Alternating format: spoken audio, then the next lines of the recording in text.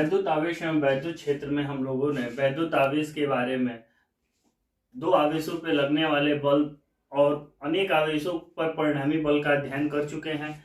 साथ ही आज हम पढ़ेंगे वैद्युत द्विध्रुव। वैद्युत द्विध्रुव होता क्या है, जैसे कि आप देख रहे हैं द्विध्रुव, द्वि मीन्स होता है दो और ध्रुव आप जानते ही हैं। ऐसा सिस्टम जहां दो ध्रुव, दो समान परिमाण के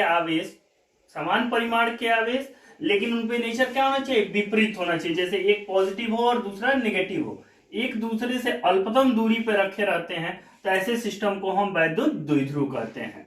वैद्युत द्विध्रुव क्या है, एक पॉजिटिव होगा और एक निगेटिव होगा, दोनों पे चार्ज विपरीत होंगे लेकिन दोनों का परिमाण इक्वल होगा। जैसे कि अगर एक पे +2 कूलाम है तो दूसरे पे -2 कूलाम का आवेश होगा, और दोनों अगर एक दूसरे से अल्पतम दूरी पर रखे हों तो ऐसे सिस्टम को हम वैद्युत द्विध्रुव कहते हैं। एग्जाम्पल के लिए HCl, H2O, NH3 है।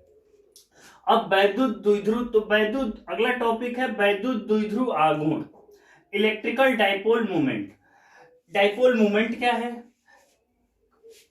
वैद्युत द्विध्रुव में हमने पढ़ा कि दो आवेश बराबर होते हैं। जैसे हमने एक ले लिया, एक +Q दूसरा -Q, दोनों परिमाण में बराबर है लेकिन साइन दोनों का क्या है, अलग है। एक पॉजिटिव है और एक नेगेटिव है, दोनों को एक थोड़ी सी दूरी 2L पर रखा गया है।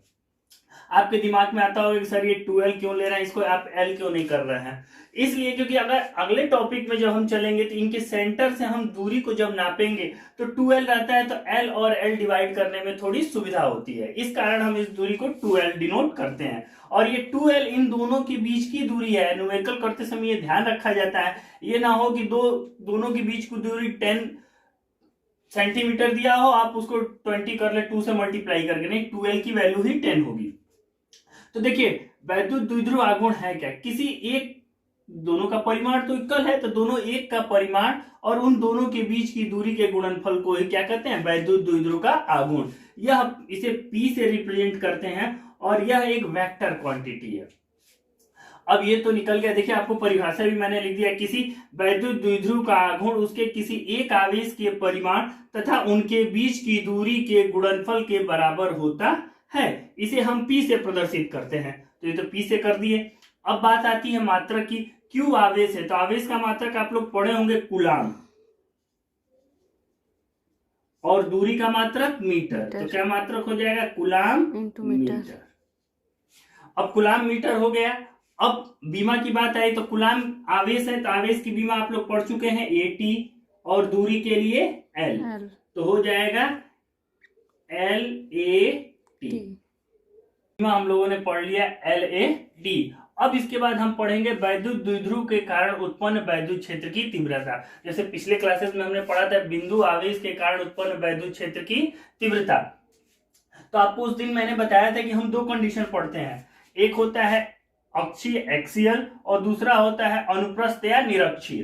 तो पहला हमारा बनता है अक्षीय। तो अक्षीय के लिए देखिए मैंने एक फिगर बनाया हुआ है आपके बोर्ड पे, पहले ही मैंने एक द्विध्रुव ले लिया जहां -Q और +Q दो आवेश हैं जो कि परिमाण में इक्वल है, और इन दोनों के बीच की दूरी को मैंने 2L से लिया। देखिए ये O इनका मूल मध्य बिंदु है, तो मध्य बिंदु है, तो देखिए ये दूरी L हुई, ये दूरी L हुई, और इसके सेंटर से हमने r दूरी पर एक पॉइंट P लिया है जहां हमें इस द्विध्रुव के कारण उत्पन्न वैद्युत क्षेत्र की तीव्रता ज्ञात करनी है।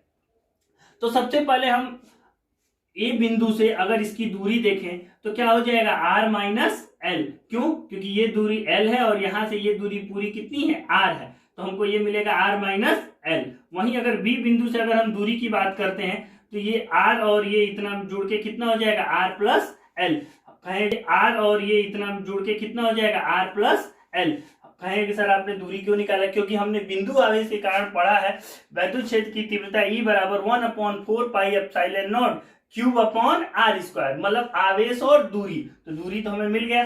तो सबसे पहले चलिए देखिए हमने EA लिखा है। EA लिखने का मतलब हुआ कि A बिंदु पर स्थित आवेश के कारण P बिंदु पर उत्पन्न वैद्युत क्षेत्र की तीव्रता 1/4πε0। चार्ज कितना है Q, दूरी कितनी है r-L, तो r-L का होल स्क्वायर। इसी तरह हमने EB का वैल्यू EB का निकाला। EB मतलब क्या हुआ, बिंदु B पर स्थित आवेश के कारण P बिंदु पर उत्पन्न वैद्युत क्षेत्र की तीव्रता, वो हो गया 1/4πε0 Q/r+L का होल स्क्वायर।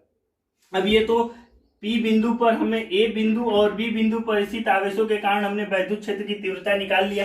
तो अध्यारोपण के सिद्धांत से अगर मैं परिणामी वैद्युत क्षेत्र की तीव्रता E बोलूं तो EA प्लस EB ये हो गया। लेकिन अगर आप दोनों को ध्यान से देखें तो दोनों की दिशाएं विपरीत हैं। विपरीत कैसे हैं? देखिए, हमेशा प्लस के कारण वैद्युत क्षेत्र की तीव्रता दूर जाती हुई दिखाई जाती है। तो देखिए ये है तो इनसे अपोजिट डायरेक्शन, ये दूर गए हैं, और निगेटिव की दिशा में होता है तो निगेटिव के पास आना है तो ये माइनस की तरफ गए, इसलिए देखिए दोनों की दिशाएं क्या है? विपरीत है। तो जब किसी भी वस्तु पर दो विपरीत दिशाओं में बल लगाए जाते हैं तो परिणामी उनके अंतर के बराबर होता है। तो E बराबर EA माइनस EB। अब यहां भी एक बात आपके दिमाग में आई होगी कि सर EA माइनस EB ही क्यों लिख रहा है, EB माइनस EA क्यों नहीं लिखा जा रहा है? तो इसके लिए भी आपको मैं एक चीज बता दूं। सबसे पहले तो अगर दोनों EA और EB को आप ध्यान से देखते हैं तो दोनों में 1/4πε0 और Q कॉमन है। अंतर क्या है? यहाँ R माइनस L है और यहाँ R प्लस L है। तो मैं एक चीज आपको बता देता हूं, 1/2 और 1/3। तो छोटे से एग्जांपल लेते हैं, में बड़ा कौन है? 1/2 और छोटा कौन है? 1/3। यानी जिसका हर छोटा होगा वो भिन्न बड़ा होगा और जिसका हर बड़ा होगा वो भिन्न छोटा होगा। तो दोनों को अगर ध्यान से हम देखते हैं तो इनके हर में R माइनस L है और इनके हर में R प्लस L है, यानी ये हर छोटा है और ये हर छोटा है तो इनका परिणामी क्या होगा? अधिक होगा। और ये हर डिनोमिनेटर बड़े हैं इसलिए इनका हर भिन्न छोटा होगा। तो हम हमेशा अधिक में से कम को घटाते हैं, इसीलिए हमने क्या लिखा है? EA माइनस EB, ये नहीं लिखा जाएगा। अब चलिए EA की value 1/4πε0 Q upon R minus L का whole square minus 1/4πε0 Q upon R plus L का होल स्क्वायर, ये हो गया। अब दोनों में देखिए Q/4πε0 कॉमन है, कॉमन कर दिए तो यहाँ बचा 1/R माइनस L का स्क्वायर और यहाँ बचा 1/R प्लस L का होल स्क्वायर। अब दोनों का एलसीएम लेते हैं तो R माइनस L का whole square into R plus L का होल स्क्वायर। तो यहाँ R माइनस L का होल स्क्वायर से डिवाइड करेंगे तो बचेगा R प्लस L का होल स्क्वायर, तो हो गया R प्लस L का होल स्क्वायर। माइनस है तो माइनस लगा दिए, R प्लस L का होल स्क्वायर है, डिवाइड करें तो बचा R माइनस L का होल स्क्वायर, यहाँ लिख लिए। अब चलिए देखिए A प्लस बी का whole square, A square plus B square plus 2AB, minus है माइनस लगा लिए। A माइनस बी का whole square, A square plus B square minus 2AB। और नीचे देखिए R माइनस L का whole square, R plus L का whole square. देखो R माइनस L का होल स्क्वायर है इंटू R प्लस L का होल स्क्वायर। तो R माइनस L को R minus L into R minus L लिख दिए और R प्लस L के होल स्क्वायर को R plus L into R plus L। देखिए फायदा क्या होगा? R minus L R plus L, A minus B A plus B हो जाएगा क्या? R square minus L square, A minus B A plus B हो जाएगा R square minus L square. अब देखिए दोनों सेम है तो R square minus L square का होल स्क्वायर।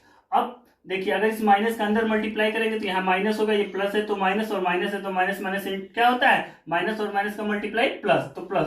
अब देखिए ये R स्क्वायर प्लस है और ये R स्क्वायर माइनस, कट जाएगा। L square minus L square plus cut गया, 2RL 2RL 4RL। अब देखिए 4RL को थोड़ा एडजस्ट करते हैं, Q अंदर ले जाते हैं और इसको लिख लेते हैं 2 इंटू L, तो Q इंटू 2L। अब देखिए 4 में 2 इंटू 2RA बच गया। अब Q इंटू 2L अभी पढ़े हो, Q इंटू 2L P वैद्युत द्विध्रुव का आघूर्ण, वैद्युत द्विध्रुव आघूर्ण। तो इसको देखिए P से रिप्रेजेंट किया और साथ में बचा 2 R। अब ये हमें एक वैद्युत क्षेत्र की तीव्रता का फॉर्मूला मिल गया और एक कंडीशन इसी में बताया जाता है कि यदि R is a greater than L और R square also greater than L square, तो L स्क्वायर को छोड़ेंगे तो R स्क्वायर का स्क्वायर क्या होगा? R के पावर 4। एक R से एक R कट गया तो क्या बचा? E equal 1/4πε0 2P upon R cube. ये तो आ गया E की, और यहां से अगर E लिखना चाहो तो क्या मिलेगा? 1/R cube. जब वैद्युत द्विध्रुव के पहले हमने बिंदु आवेश के कारण बोला था तो वहां आया था inversely proportional to 1/R square. वही हमने आपको बताया था कि याद रखिएगा कि द्विध्रुव के कारण ये 1/R क्यूब के प्रोपोर्शनल होता है। ये तो वैल्यू हो गई। साथ ही साथ अगर इस परिणामी की दिशा पूछी जाए तो आप अगर इस डायग्राम को अगर ध्यान से देखते हैं तो EA is greater than EB, EA का मान EB से अधिक है, यानी जो इसके परिणामी की दिशा होगी वो EA की दिशा, EA की दिशा दिखा क्या रही है? माइनस से प्लस, यानी यह वैद्युत द्विध्रुव की दिशा में होगा। वैद्युत द्विध्रुव आघूर्ण की भी दिशा माइनस से प्लस की ओर होती है। आज का वीडियो हम यही समाप्त करते हैं। अगले क्लास में हम लोग अनुप्रस्थ स्थिति में वैद्युत क्षेत्र की तीव्रता के लिए फॉर्मूले को निकालेंगे। अगर यह वीडियो आपको अच्छा लगे तो इसको लाइक करें और चैनल को सब्सक्राइब करें।